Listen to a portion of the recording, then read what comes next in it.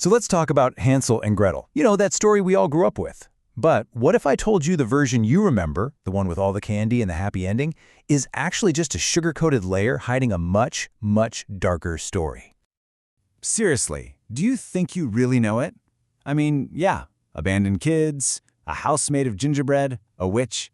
It's all there. It's a total classic.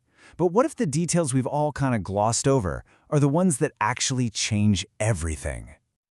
All right, let's just put it side by side. On one hand, you have the cozy childhood memory, you know, a mean stepmom and a fun, if slightly scary adventure. But then you look at the reality that author Neil Gaiman brings back to life from the original Grimm's tale, and suddenly we're talking about a desperate biological mother, a world literally starving to death, and a story that feels terrifyingly real. And just to set the mood for Gaiman's version, his book is illustrated with these incredible black and white ink drawings by Lorenzo Matati. They've been described as dark, brooding, and melancholic, and that's putting it mildly. Forget bright, happy colors. This artwork is meant to give you the creeps from the very first page. So, with that pretty gluey mood set, let's follow the kids on their journey. We're going to walk that same path into the woods, but we'll be looking at it through this much darker, more realistic lens. Okay, and this is the absolute key to understanding the whole story. Famine.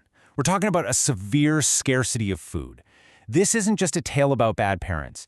It's a story born from the absolute terror of starvation. That desperation is the engine that drives every awful decision from here on out. And here's where the real horror of the story kicks in. Gaiman doesn't pull any punches. He sticks to the original Grimm's version where it's not a wicked stepmother, it's their own mother who says they have to go. That one detail changes everything. This isn't a fairy tale villain. This is a human being pushed to the absolute breaking point. So the journey itself plays out in these 4 key moments. First, Hansel's clever plan with the pebbles works, a little glimmer of hope. But their next try with breadcrumbs is a total failure. The birds eat their path home, and now they're truly lost. That's when they stumble upon the sweet trap of the gingerbread house, which leads, of course, to Gretel's final fiery escape. So just try to put yourself in their shoes for a second. You've been wandering for 3 days, you're starving, you're exhausted, and then you see it, a house made of food. And out comes this seemingly sweet old woman offering a warm bed and a hot meal. To these 2 little kids, it must have felt like an absolute miracle.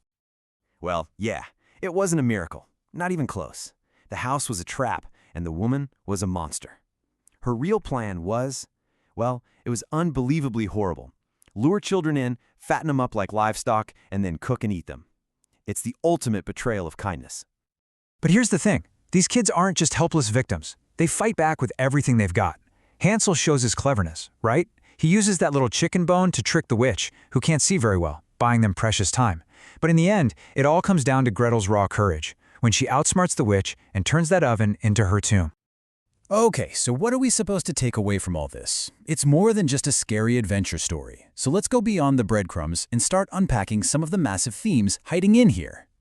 And man, this story is just loaded with them. It kicks off with the very real horror of poverty and hardship, but it quickly becomes a story about resourcefulness, about how intelligence can beat brute force. It's also, obviously, a timeless warning about strangers, a complicated story about family, and, at its core, a classic showdown between good and evil. Now, to handle a story with this much darkness and depth, you need a very specific kind of storyteller. So who is the guy brave enough to take this fairy tale all the way back to its terrifying roots? Let's talk about the master himself, Neil Gaiman. If you've ever read stuff like Coraline or The Graveyard Book, then you already know Neil Gaiman is the king of dark, imaginative fantasy.